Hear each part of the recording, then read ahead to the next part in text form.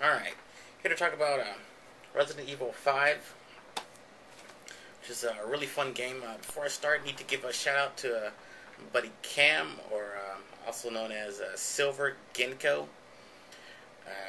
Resident Evil 5 came out, I picked it up, came home, opened it, played it, and started talking to Alex, online as soon as this game came out. And, once he started playing, and I hooked up with one of the fans from the site, Cam, and we started playing co-op, and we had a really good time. We had a lot of fun.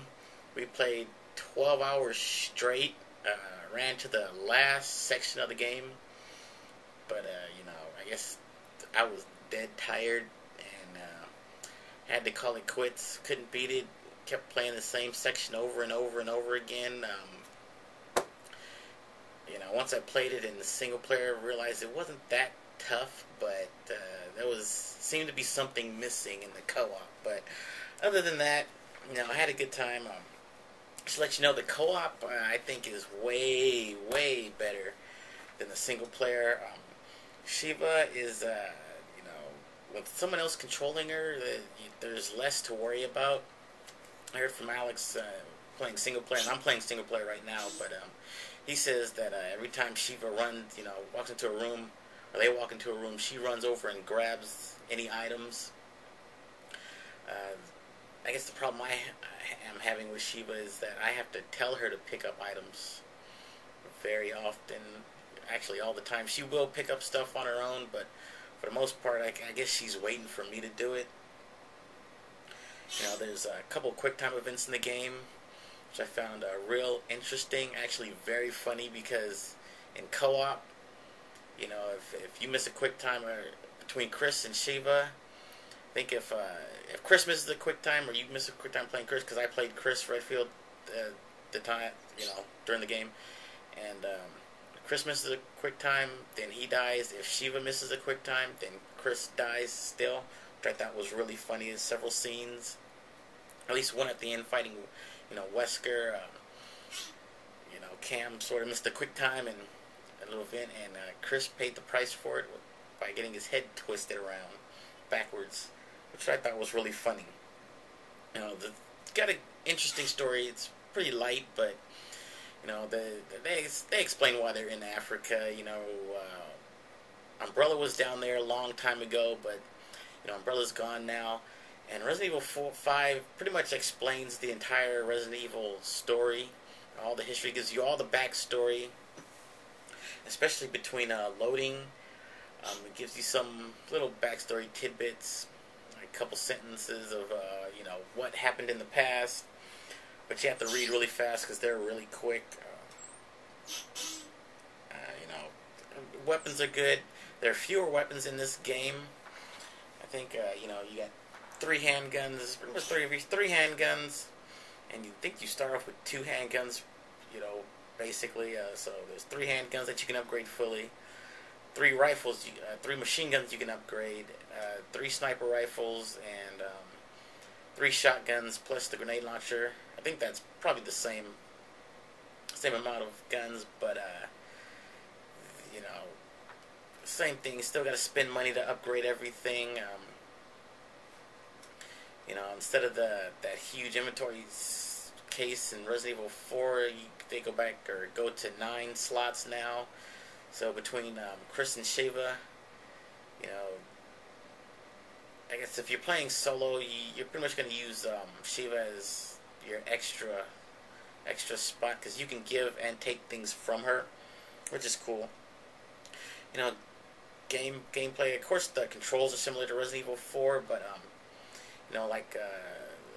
the artwork, or not really the artwork, but I guess the level design is like they pretty much copied Resident Evil 4 in a lot of ways. Just like you had your underground city in RE4, there's the underground city in Resident Evil 5. So in that respect, I see they made minor they made minor changes to the game. They took away the salesman. He's not there anymore. Between levels, they let you either upgrade your weapons or buy stuff. Just like Resident Evil 4, you find valuable items. You can sell them or put them together to make, not really make new, but say like the gems. You can put them in different, like a crown or whatever. You have to combine certain gems or whatever items. This one, they're all just for sale. So it's just to get more money. The Sheva's AI is interesting. It's not good, but it's not bad. She doesn't conserve ammo, and depending on what weapon she has, she's probably not going to use it. Her main weapon's the handgun. The only time she'll switch to a new weapon is when she runs out of handgun ammo. So I guess the best weapon to give her is the machine gun. You guys see the machine gun or sniper rifle. Like I said, I'm playing single player now, and she's got the machine gun, and the only time she's really used it is when she's out of handgun ammo. The enemies are interesting. They have this sort of run-stop approach to everything. They run up to you, then stop and just stay there to be shot, or just stand around, move around, or walk closer towards you to hit you. But whenever they're going to attack, they pause a couple seconds. And Resident Evil 4, had the chainsaw guy with the burlap sack on his head. The RE5's got the same thing. Only this guy is much faster. RE4, the guy would run up to you and attack. You maybe had a second. This guy, he runs up to you and you've got maybe 2-3 seconds to get out of the way. So, I don't want to say you can't die from him, but you can if you're either not paying attention or doing something you shouldn't be. Other than that, I've heard the stories. Adam Sessler says he didn't like the game. Only thing I can say is he didn't play co-op. Maybe he did, but I personally think co-op's way better than the single player. The single player is fun, but I had more fun, a better time with the co-op. Just being able to talk to somebody, Sheva or whoever you're playing.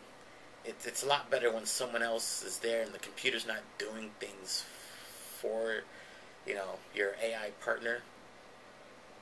So I guess all I can say about the game is it's a good game. Graphics are excellent. The single player's so-so, but the co-op is pretty much where it's at. So, if you get the game, go in and play the co-op. I guarantee you'll have fun. Alright?